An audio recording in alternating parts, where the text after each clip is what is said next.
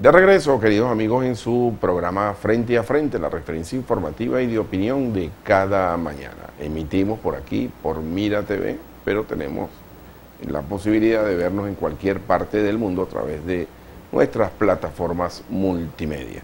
Tal como le dije, tengo en la mañana de hoy un invitado muy especial, un gran amigo, un excelente analista y con mucha agudeza para analizar el hecho político. Me refiero a Rafael Venegas, profesor Rafael Venegas, quien además es el secretario general del Partido Vanguardia Popular. Buenos días, Rafael, ¿cómo estás? Buenos días, Jairo. Un gran placer saludarte, un gran placer saludar a tu público y una vez más agradecido por la oportunidad que me das para dialogar contigo frente a frente y ante tus seguidores. Es, hermano. Rafael, yo hice dos comentarios, no te voy a involucrar con el tema del Magallanes, hice tres. Vamos a dejar eso, vamos a dedicarnos a lo importante, en verdad no creo que merezca la atención ocuparse del Magallanes, no creo que merezca la atención, pero vamos a hablar de la situación que está presentada. El próximo jueves se está anunciando una reunión de gobierno guyanés y venezolano con este tema del referendo. A la luz de los hechos, pasado todo lo que pasó, toda esa parafernalia, porque el término cabe, de lo que pasó, ¿cómo debe ser, desde tu punto de vista, la posición ahora del gobierno venezolano? Y si realmente esto se está haciendo con la madurez y la seriedad requerida. Bueno, en primer lugar, creo que tenemos que separar dos cosas, ¿no? Tenemos que separar la reclamación histórica en torno al territorio de la Guayana Esequiba, asumir que es un tema nacional, que es un tema de Estado, que es un elemento que tiene largos antecedentes y que demanda alrededor de él un tratamiento muy serio en las circunstancias en que hoy nos encontramos, porque estamos en un punto delicado. Nosotros estamos ante la posibilidad cierta de perder nuestro territorio de manera definitiva, en el sentido de que existe la posibilidad de que esta reclamación concluya con un fallo favorable a Guyana. Esta posibilidad tiene que ver con lo que se ha hecho y dejado de hacer durante los últimos años. Entonces, como estoy diciendo que necesitamos separar dos asuntos, primero destaco el tema... Ahora, ¿tú lo ves tan complicado así? Complicadísimo, delicadísimo, en un punto de alto riesgo, porque frente a la situación en que nos encontramos, tenemos al gobierno más irresponsable frente a esta materia y que no está haciendo el manejo adecuado ni tiene la credibilidad necesaria, no tiene el acompañamiento del país, no tiene una política para unificar a todos los venezolanos de todos los matices en torno a esto, sino por el contrario. Después del referéndum ha hecho más por seguir dividiendo a los venezolanos. Después del referéndum aparece 2 o 3 días después el fiscal general de la República acusando indebidamente a algunos sectores del país de estar involucrados en... Eso no ayuda, a tu juicio eso no ayuda para esta unificación. Es todo lo contrario, Estas medidas, que además no tienen ningún fundamento, estas medidas lo único que hacen es profundizar la división del país frente a un tema de interés nacional, cuando el gobierno tendría que estar convocando a todos los sectores para una política unificada frente a un tema tan delicado en el punto en que se encuentra hoy. Y no lo está haciendo. Y eso llama la atención sobre dos asuntos. Uno, sobre, vamos a decir, la veracidad de los números presentados frente al referéndum, o al resultado del referéndum. Y dos, frente a la sinceridad de la política del gobierno frente a esto. O sea, los dos asuntos se ponen en discusión porque alguien que convoque un referéndum sobre una materia como esta y obtenga los resultados que dice haber obtenido, pero que todo el mundo sabe que no son reales, que todos sabemos que no son reales, pero alguien que exhiba esos resultados al día siguiente tendría que estar convocando a todo el país, ¿sí?, en sintonía con el respaldo popular que ha recibido para hacer una permíteme política una pregunta, unificada. Rafael. Desde tu punto de vista, ¿tú estabas de acuerdo con la realización del referéndum? En absoluto, en absoluto. Nosotros dijimos en un comunicado dos o tres cosas que hoy quiero rescatar. La primera, lo primero que dijimos fue: este referéndum no tiene nada que ver con la reclamación territorial que históricamente hemos defendido. Se trata de una maniobra electoral o electorera, dijimos en primer lugar eso. En segundo lugar señalamos: todo el mundo en este país, sin menester de convocar un referéndum, sabe que la Guayana Esequiba es nuestra, la asume como nuestra y está dispuesto a defenderlo, menos quienes tienen el deber de defenderlo, que son los que hoy ostentan o controlan el Estado y el gobierno, que no han sabido defenderlo y que lo han llevado a un punto peligroso. Y dijimos una tercera cosa que quiero destacar. Dijimos: con este referéndum el gobierno corre el riesgo de que su impopularidad se le endose a la reclamación. O sea, eso es importante, eso que estás diciendo. Eso lo dijimos en un comunicado público nosotros, ¿ok? Lo dijimos cuando se convocó al referéndum. Dijimos: el gobierno corre el riesgo de que la enorme impopularidad que tiene le sea endosada a nuestra reclamación por la vía de ese referéndum. Bueno, eso se está viendo con el tema de los apoyos internacionales. Eso ocurrió. Sí, eso se está viendo con el tema de los apoyos internacionales e incluso ha sido el discurso, la narrativa del presidente de Guyana. Mira, estamos más aislados que nunca. Estamos más aislados que nunca frente a este tema. Primero, porque el pueblo inteligentemente, intuitivamente, ¿sí?, perspicazmente, no le endosó el respaldo al régimen en la elección, porque entendió que no había una postura sincera de defensa de nuestro territorio, sino que estábamos en presencia de una maniobra política.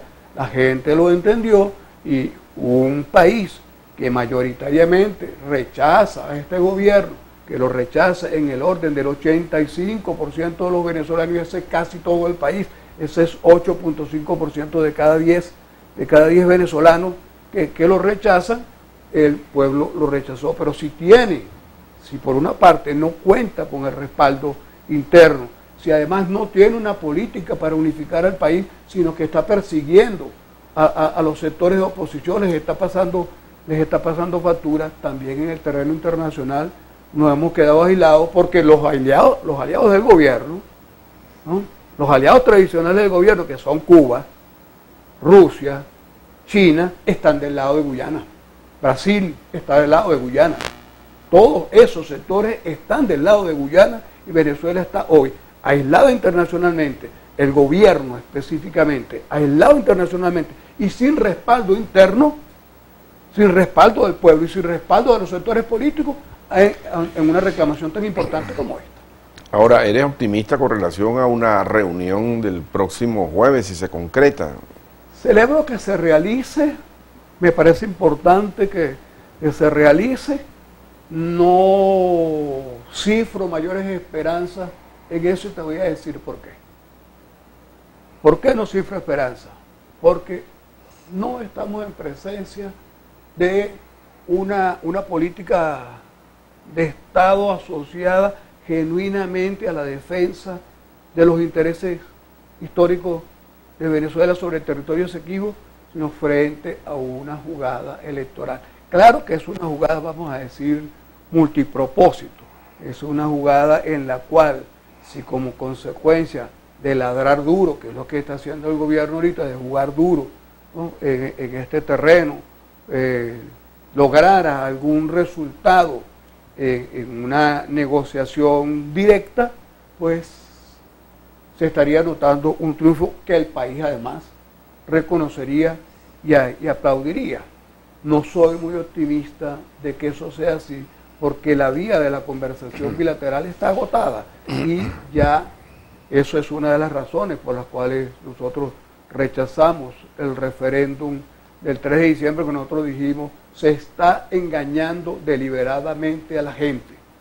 Se está engañando deliberadamente a la gente cuando en la pregunta 3 se le consulta a la gente respecto de si está en disposición de respaldar nuestra reclamación en el espacio de la Corte Internacional de Justicia. Nosotros dijimos, se está engañando a la gente porque eso ya está en esa instancia desde hace rato. Eso está en esa instancia desde el año 21, en la medida en que Guyana consideró agotada la vía bilateral, acudió a la instancia superior, que es la Secretaría General de la ONU, y la Secretaría General de la ONU propuso entonces seguir la vía jurisdiccional, o sea, seguir el camino de la Corte Internacional de Justicia. Lo propuso Guyana, mejor dicho, lo propuso la Secretaría General de la ONU a instancia de Guyana, pero debo decir también que los abogados de la República lo aceptaron. Lo aceptaron y está firmado por nuestro representante la aceptación de eso, y eso el gobierno no lo dijo cuando formuló la tercera pregunta, guardó silencio frente a eso. Después de eso, el gobierno hizo no una, sino 2 reclamaciones, porque no se advirtió del error de haber firmado. Y frente a eso, a esa tercera pregunta, ¿no era mejor que la oposición se activara, pusiera testigos y rechazara esa propuesta? Había que rechazarlo todo, porque todo, la formulación está cargada de demagogia y de irresponsabilidad. Todo está cargado de demagogia y de irresponsabilidad, de engaño a la gente. Decir, por ejemplo, respaldamos el Acuerdo de Ginebra. Sí, respaldamos el Acuerdo de Ginebra, todos respaldamos el Acuerdo de Ginebra. Y en el marco del Acuerdo de Ginebra estamos desde el año 66. Desde el año 66, ¿qué es lo que dice el Acuerdo de Ginebra? O sea, el Acuerdo de Ginebra insta a las partes a una negociación directa, ¿sí?, en la búsqueda de una solución que sea satisfactorio a ambos. Bien. Desde el año 66 estamos en eso. Cuando se agota ese mecanismo y se da por agotado aproximadamente hacia el 18, hacia el 2018, se utiliza una segunda vía, la del buen oficiante. ¿Qué significa el buen oficiante? Que ambas partes van a seguir conversando, pero teniendo a un testigo de excepción y un facilitador de procesos, y eso también fracasa. Y cuando se pasa, porque el Acuerdo de Ginebra incluye la posibilidad de acudir a la Corte Internacional de Justicia. Por eso te digo, todo el referéndum estaba plagado de engaños, de desinformación, de demagogia. ¿Por qué? Porque no era ni es un planteamiento sincero, asociado genuinamente a nuestro reclamo, sino una maniobra electoral para tratar de revertir una situación que es irreversible. Es irreversible. El 85% de los venezolanos rechaza la irresponsabilidad de este gobierno, rechaza la ineptitud de este gobierno, el entreguismo de este gobierno y toda su política empobrecedora. Bien, mis amigos, estamos conversando con el profesor Rafael Venegas, secretario general del partido Vanguardia Popular. Voy a hacer una pausa y al regreso vengo con mensajería y un breve comentario acerca de lo que opina de la asunción al poder del nuevo presidente de Argentina, Javier Milei. Ya nos vemos.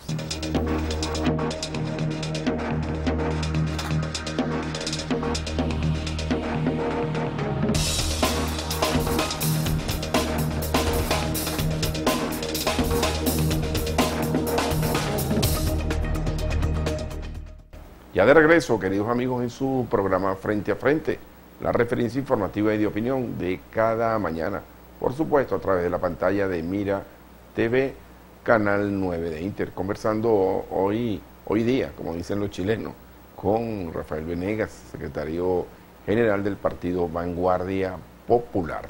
Antes de ello, tengo aquí algunos mensajes que quiero compartir con ustedes. Buenos días, señor Jairo. Clara y maravillosa exposición, la del invitado. Respetuosos saludos. Nos dice esta persona a través de WhatsApp. Buenos días, Jairo. Es Orlando Luque. ¿Qué pasa con la alcaldía de Carrizal que no paga la deuda a los obreros de la tarjeta azul? Se pregunta. Por cierto, hablando de la alcaldía de Carrizal, tengo que hacer un comentario. El alcalde del municipio de Los Alias me escribió el pasado viernes en la noche y el sábado, brevemente, y me dejó saber que él no está de viaje, que él no está en España. Esto haciendo la aclaratoria al comentario que hizo César Hinojosa el pasado viernes aquí en el programa, un comentario que hizo él y se le atribuye a él. Entonces hago la aclaratoria, el alcalde se comunica con nosotros para decir que él no está en España, que está en San Antonio de los Altos. Pues bien, sigo con parte de la mensajería de texto. Jairo, es Adrúbal Machado, cédula de identidad, la pone por aquí, vive en Los Teques, municipio de Guayquipuro, barrio La Macarena, Sur Callejón, El Libertador, solicito ayuda urgente para reparar mi vivienda, un crédito. El señor Adrúbal tiene tiempo escribiendo este mensaje y las autoridades del municipio de Guayquipuro hacen caso omiso. A ver si estos días son buenos para atender este tipo de situación. Sigo con la mensajería. Buenos días, mil gracias por su colaboración. Bueno, este mensaje no sé si no lo voy a pasar porque este mensaje tiene 2 días y no sé si ese tema de la luz lo solventaron ya. Feliz y bendecido día, nos dice una persona por aquí. Buenos días, Jairo. La oposición está contra la oposición, así no se gana nada, dice Jesús Rojas. Voy ahora con la mensajería de texto. Buenos días, Jairo. Aquí en la calle Federación, al final ya tiene 1 año una camioneta de pasajeros accidentada y es un foco de basurero y hay dengue hemorrágico en los niños. Por favor, ayúdenos con las autoridades competentes al caso. Gracias. Bueno, continuamos con la entrevista con el profesor Rafael Venegas. Bueno, yo creo que amplia exposición y muy clara tu posición con relación al tema de esta disputa con Guyana, porque de hecho es una disputa. Ahora, ayer se juramentó Javier Milei como nuevo presidente de Argentina.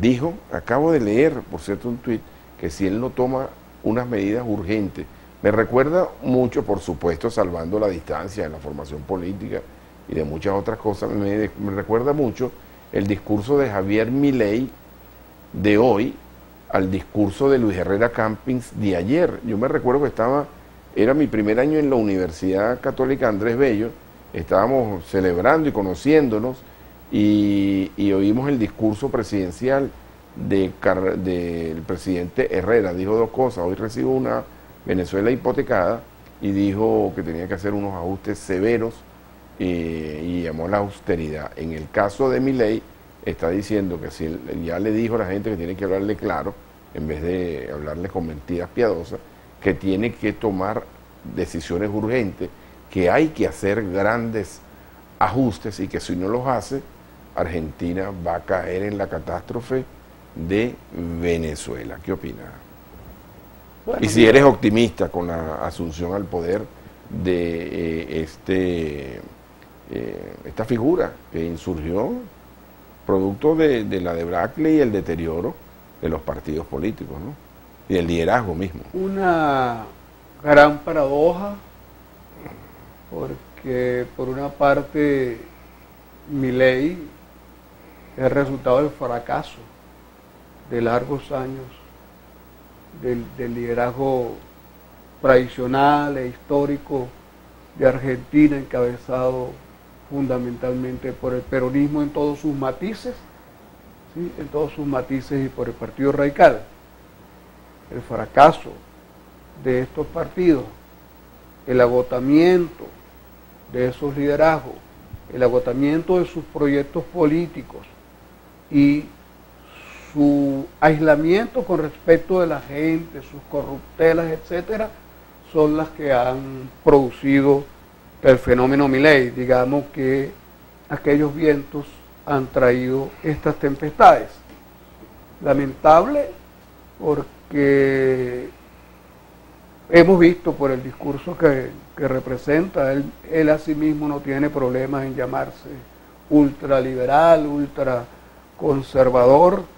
Estas políticas ya están probadas en América Latina desde los años 80 y sus resultados son ampliamente conocidos. Estas políticas solo traen empobrecimiento para la población, traen sacrificio de los intereses de los trabajadores, flexibilidad laboral, entrega de los recursos nacionales a intereses foráneos. No es el camino para la superación de las crisis de nuestros países y no es el camino sobre todo para devolverle prosperidad a la gente, para devolverle a la gente justicia social, inclusión social. ¿Y cuál es el camino, etcétera, Rafael? El camino es el desarrollo, tengo que decirlo, digamos, generalizando forzosamente y teniendo como referencia al país nuestro. Tiene que ser necesariamente una política que combine el desarrollo de un concepto de economía mixta, ¿sí? Tal vez aquella frase de Teodoro alguna vez, tanto mercado como sea posible, tanto Estado como sea necesario. Eso. Pero fíjate, Rafael, ¿dónde está esa opción y dónde está esa alternativa? Me refiero al caso de Argentina. ¿Dónde estaba? ¿Quién la representaba?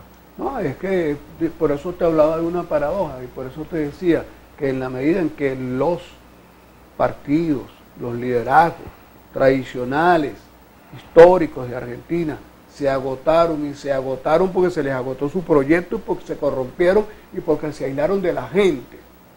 ¿Sí? Dejaron de interpretar el sentir de la población. En esa misma medida han perdido respaldo y lamentablemente no surgió en Argentina un liderazgo, un proyecto alternativo que fuese capaz de hacerle el relevo. Ha surgido esto, ¿sí? Que bueno, no le arriendo la ganancia. Y ahora nos ponemos aquí en Venezuela, y en Venezuela hay una alternativa como esa que tú estás planteando. Mira, aquí nosotros corremos riesgo de deslizarnos por ese camino, ¿sí? Solo que hay una circunstancia que, bueno, dentro de lo grave que es la situación, establece ciertos límites. Quiero decir, para franquearnos, el programa de María Corina Machado se parece mucho al programa de Milei, ¿ok? Es un programa que ellos tampoco ocultan, la gente de María Corina y Vete no ocultan el carácter liberal de ese programa. Es un programa que apunta también pero tú no crees que en a este momento, Rafael, todo, a desmontar pero el tú Estado. no crees que en este momento es necesario o hay cierta ansiedad por ensayar otras cosas? Sí, pero hay que cuidarse de los ensayos, ¿ok? En favor de que fracasan unas cosas, no podemos apostar a aventuras irresponsables que pueden resultar peor remedio que la enfermedad. Y si importa la historia, veamos el fenómeno Chávez. ¿Por qué surge el fenómeno Chávez? El fenómeno Chávez no surge por obra de la casualidad, como tampoco surge Milei por obra de la casualidad, y tampoco el liderazgo de María Corina surge por obra de la casualidad. O sea, no eres optimista, entonces. No lo soy, sí lo soy, sí soy optimista y te voy a decir por qué. Porque creo que a pesar de que cualquiera llámese María Corina Machado o como se llame, pretenda desarrollar un programa de esa naturaleza, un programa, por ejemplo, que en vez de proponerse recuperar PDVSA, lo que se propone es privatizarla, que es lo mismo que privatizar la gallina de los huevos de oro. Pero privatizar, ¿sí?, la operatividad, no la empresa. No, la empresa. Eso hay que decirlo. No, la empresa expresamente. Pero es que eso no se puede hacer. En plan privatizar. Rafael, pero eso no se puede hacer. Eso no se puede hacer. A eso voy. Yo no puedo privatizar el país. A eso voy. No se puede privatizar PDVSA ni el país, porque para privatizar PDVSA tienes que reformar la Constitución en primer lugar. Mira, hay 3 razones, querido Jairo, queridos televidentes, que fuerzan necesariamente a entender que el gobierno que sustituya a los actuales inquilinos de Miraflores tiene que ser por definición un gobierno de transición. Tiene que ser por definición un gobierno de transición, tiene que ser un gobierno de unidad nacional, de unidad y emergencia nacional para atender una crisis nacional.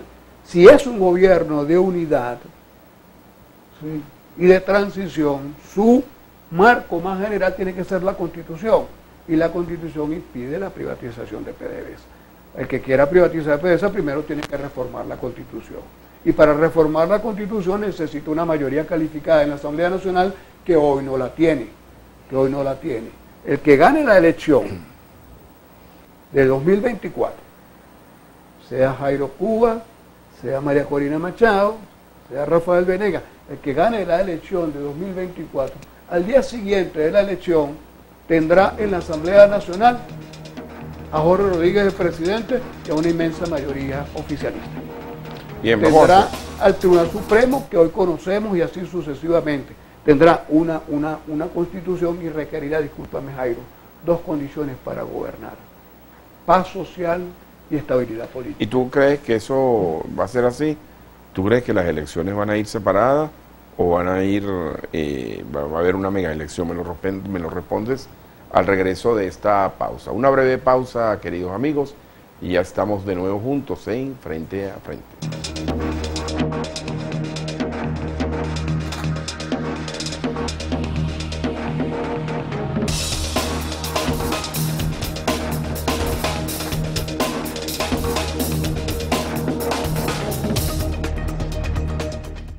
De vuelta, queridos amigos, en su programa Frente a Frente, la referencia informativa y de opinión de cada mañana, por supuesto, a través de esta pantalla, la de Mira TV, Canal 9 de Inter. 0424-232-3228, nuestro número de mensajería, de texto y de WhatsApp. Por cierto, a propósito de ello, aquí tengo un mensajito, tengo varios, pero... Buen día, amigo Jairo, saludo al profesor Venegas. Es verdad lo que dice, que este gobierno se ha burlado como le da la gana, es cuestión de quedarse en el poder. Y lo de la electricidad, un borrón y cuenta nueva, hicieron su agosto para cobrar sus aguinaldos y el pueblo que pase hambre, dice esta persona aquí. Rafael,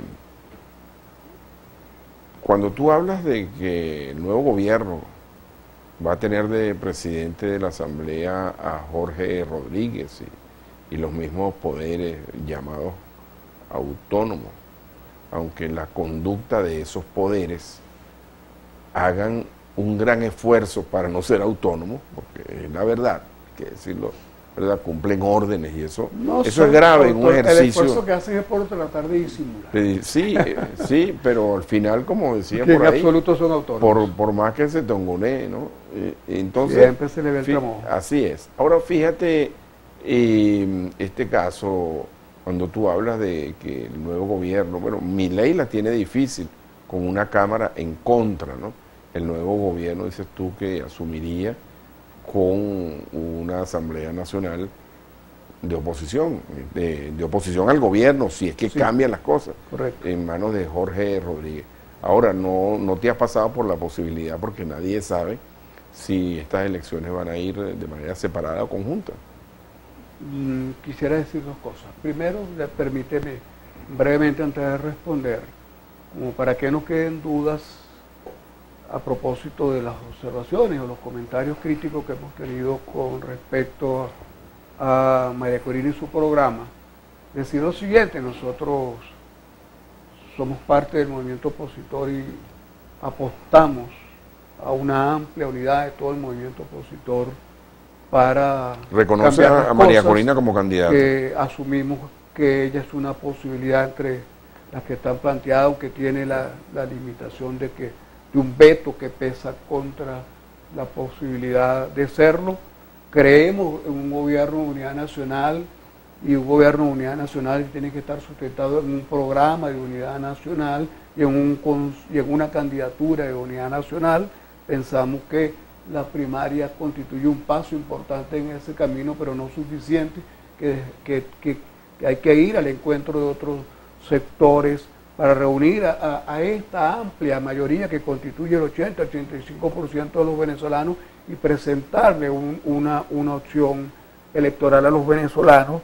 Pensamos que el gobierno está haciendo y va a seguir haciendo todo por sacarnos de la ruta electoral, y hay que mantenerse consistentemente dentro de la ruta electoral, peleando condiciones, defendiendo los derechos, tratando de que la elección sea lo más democrática posible, lo más transparente posible, defendiendo milímetro a milímetro el derecho de los venezolanos a votar y el voto que se manifieste en la ocasión en que nos toque acudir al ejercicio del sufragio. Creemos en eso firmemente y estamos haciendo esfuerzos por dar contribuciones en esa dirección. Dicho esto, voy a lo siguiente. No hay certeza o certidumbre respecto de lo que pueda ocurrir, y los laboratorios de Miraflores se inventan muchas cosas, cualquier cosa puede ocurrir. Pienso, sin embargo, que una elección general o elecciones generales constituye un alto riesgo para el chavismo, porque me parece que está consolidada, utilizo el término consolidada, una mayoría sólida, consistente, que ha tomado una decisión, una determinación irreversible. El día que convoquen al voto, ese día la inmensa mayoría de los venezolanos va a salir a votar, en primer lugar, contra el más nefasto y el peor de los gobiernos que hayamos tenido, en primer lugar, contra una crisis sin precedentes, una crisis general que hemos padecido, y con la esperanza de un cambio. Creo que es una decisión irreversible de los venezolanos, y me parece que hay manifestaciones muy claras. Tres, digo. Uno, la expectativa que se generó en torno a la elección de autoridades universitarias y el interés que concitó en el país la elección. Se convocó y acudió gente como nunca, pero hubo un país expectante que tenía... O sea, la gente está despertando, la gente se está casando con el voto. Está casada con el voto, ha ido redimensionando, revalorizando el poder transformador, el poder de cambio que tiene el voto, y acaricia cada vez más la posibilidad de su ejercicio. Se manifestó en esa elección, se manifestó en las elecciones primarias, que superaron las expectativas de todos, que sorprendieron al gobierno, que sorprendieron a la plataforma unitaria, que sorprendieron a la candidata que resultó favorecida, y que nos sorprendió a aquellos que, no estando comprometidos, estábamos a las expectativas de sus resultados. Superó todas las expectativas, y lo ocurrido el 3 de diciembre también, o sea, el que la inmensa mayoría de los venezolanos le haya dado la espalda a una jugada electorera, porque yo quiero decir responsablemente, la inmensa mayoría de los venezolanos tiene sentido nacional y patriótico, tiene conciencia de nuestra reclamación histórica, y no es apátrida ni es indiferente frente al reclamo histórico que tenemos. Pero esa inmensa mayoría le dio la espalda a una jugada electoral, porque le vio la costura a la jugada. Para mí forma parte de la misma línea de comportamiento. Aquellos que participaron masivamente el 22, que participaron masivamente en las elecciones convocadas en la universidad y que van a participar masivamente el día que se convoque, y es allí el problema, querido Jairo. El gobierno lo sabe. El gobierno lo sabe y el gobierno trata de zafarse. El gobierno hace una maniobra tratando de reconectarse con la gente, recuperar una popularidad. Vuelvo a decirlo, es irreversible. Esto es irreversible. Hay dos razones por las cuales se ha hecho granítico, sólido, querido Jairo. La primera es porque la mayoría es una mayoría ostensible, abrumadora, pero en segundo lugar porque se ha configurado una percepción acerca de eso. Se ha creado una percepción acerca de eso. Y esa percepción consolida esa mayoría y la hace irreversible. En consecuencia, y con esto cierro, disculpen por solo 30 segundos más, si el gobierno convoca elecciones generales, corre el riesgo de perderlo todo en esa medición. Y sería preferible que pierda solo el Poder Ejecutivo y que se quede con todos los otros poderes al menos un año para negociar una transición en la cual ellos busquen salvarse. ¿Qué plantea en términos urgentes de política pública Vanguardia Popular? En términos, ¿quieres decir de programa? Urgentes, claro. Urgente, mira, aquí hay... Porque creo que estamos en un momento de urgencia, ¿no? Sin ninguna. Nosotros estamos en una emergencia que ha sido calificada así por los organismos internacionales, ¿sí? Que han dicho que Venezuela vive lo que se ha calificado como una crisis humanitaria compleja. Sí, pero más allá de lo que ve la gente afuera, compleja, más allá de lo que la gente ve afuera, yo creo que esto lo podemos resumir en lo que dijo García Márquez: vivir para contarla. Si una cosa es lo que digan desde allá, no, y otra cosa es estar aquí. Es que no es poca cosa, Jairo, calificar al país como una crisis humanitaria compleja, es decir, que nosotros tenemos unas consecuencias económicas, sociales y políticas que son equivalentes a un país en guerra o a un país que ha sufrido desastres naturales. O sea, se califica una crisis humanitaria compleja cuando un país vive unas consecuencias que son similares a esto que estoy diciendo, pero sin que tenga una conflagración interna, o sea, sin que haya una guerra civil internamente o sin que se haya producido un desastre natural. Esas son las dimensiones de nuestra crisis, ¿sí? Ahora, nosotros tenemos todos los recursos para salir adelante. Tenemos una mano de obra calificada, pero una clase profesional. Si tú fueras el presidente el primer día, tu discurso, ¿qué decisión tomas, Rafael? Mira, yo creo que la decisión es declarar la emergencia nacional. Eso no es un acto formal, no es un acto formal, eso tiene unas grandes implicaciones. Eso tiene grandes implicaciones. Nosotros tenemos la posibilidad y la necesidad, ¿sí?, de hacer de forma simultánea varias cosas. Un gran pacto político y un gran pacto social. El pacto político tiene que ser un pacto por la recomposición democrática de la sociedad venezolana. Cuando hablo de un pacto político nacional, incluyo todas las fuerzas, ¿sí? Un pacto político para la recomposición democrática del país, teniendo como marco referencial la Constitución, que hay que restablecer su vigencia, ¿sí?, por una parte. Y un pacto económico-social. Pacto económico-social incluye los patronos, Fedecámara, los productores, los trabajadores y el Estado, ¿sí? Porque nosotros podemos reactivar la economía, por ejemplo, pero no lo podemos hacer a expensas de sacrificar a los trabajadores.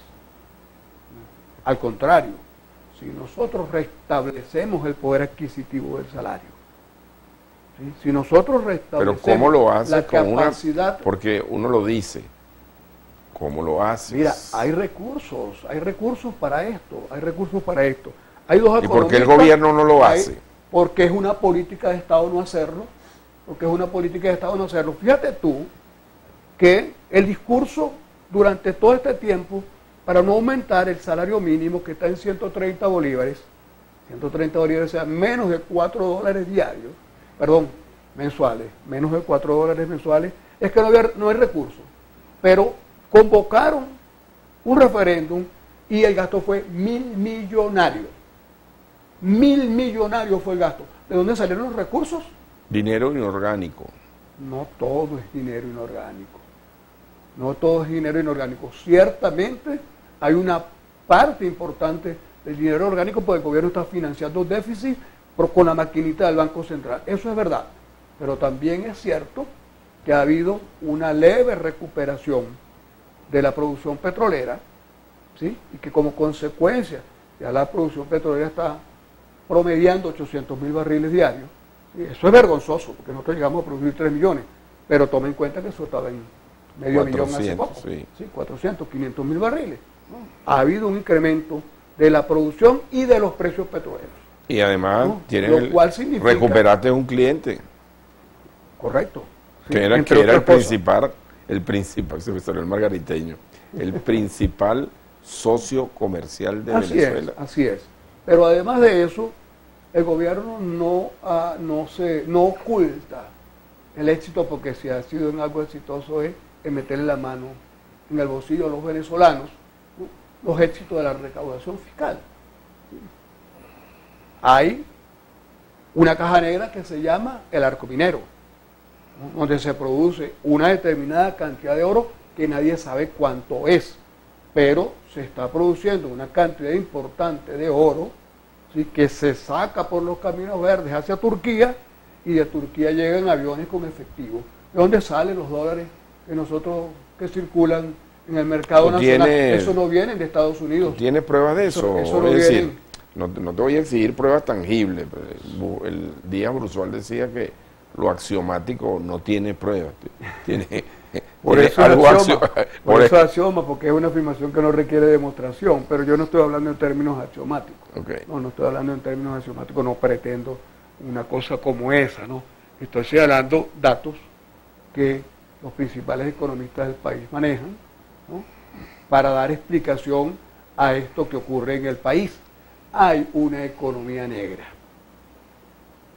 que está amparada en vez de una economía naranja, que está amparada en un decreto, un decreto de emergencia económica cuyo ropaje es... Y eso tiene que ver con las sanciones también, ¿no? Todo eso tiene que ver con eso, pero en nombre de la cual los asuntos de la economía son secretos de Estado. Aquí no se entrega, mira, uno de los problemas que ha habido en el marco de las conversaciones. Eso es como la partida secreta de antes. Pero voy a decir con un ejemplo, las conversaciones que se realizan en el diálogo tripartito promovido por la OIT, ¿verdad?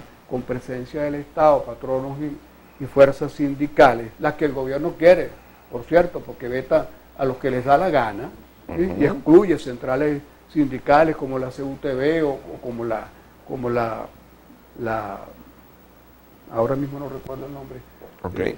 de otra de las que ha sido excluida, pero me disculpan por eso, pero que los excluye, pero no, ese no es el tema es que para discutir allí el asunto del salario mínimo se le ha pedido al gobierno las cuentas nacionales, porque para saber hasta dónde está el Estado en capacidad de aumentar el salario mínimo, tenemos que saber cuáles son los ingresos del país. No han presentado las cuentas nacionales porque eso es secreto de Estado. Entonces, digo, nosotros fuentes de financiamiento, de programas de recuperación económica, existen en el país. La producción del arco minero, que hay que meterle la mano porque ahí lo que hay es un proceso de depredación, ¿no? También ambiental. Pero ahí hay minerales preciosos, más allá del oro, que hoy están revalorizados en el mercado internacional. Tenemos una industria petrolera en posibilidades de recuperación.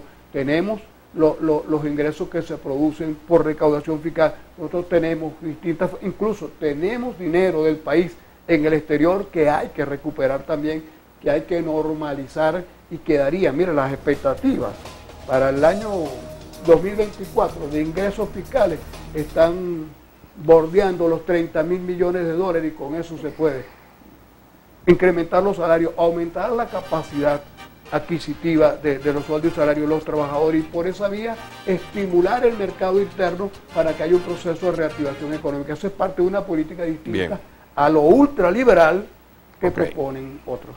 Bueno, tengo que despedir el programa. Por aquí tengo en una información, se levantan algunas sanciones sobre el comercio de Venezuela, referidas a Estados Unidos, producción, extracción, venta y exportación de petróleo o gas, suministro de bienes y servicios, pago de factura por bienes y servicios. Es decir, la regulación no tiene ahora razón de ser. Nuevas inversiones en operaciones, entrega de petróleo y gas de Venezuela. Lo que no se autoriza son transacciones con instituciones financieras bloqueadas, suministrar bienes y servicios a entidades que sean propiedad de los rusos. Aquí está un documento de la Oficina de Asuntos Internacionales del Departamento del Tesoro de los Estados Unidos. A todo eso hay que ir a una normalización, o sea, hay que acabar con todas esas medidas y recuperar todos los activos de Venezuela. Bueno, pero se supone que con una transición eso queda sin efecto. Debería resolver. Buenos días, Jairo, soy del Caribe. En San Pedro tienen más de 20 días sin agua. Se cayó un árbol y dañó el bombeo y la electricidad dice que no tiene los equipos. Bueno, ¿tú eres magallanero o caraquista? No quiero meterme con los magallaneros porque entiendo que los magallaneros también están votan un poco golpeados, pero bueno, tengo que admitir públicamente que soy caraquista. Claro. Quiero mucho a los magallaneros. Como buen político tengo que hacer campaña entre los magallaneros y los caraquistas. Bueno, tengo que despedir el programa. Allí les tiene Antonio Abrantes un regalito. Gracias, Jairo. Querido capitán, no lo deje naufragar. Si usted sabe navegar, usted nos tiene que salvar.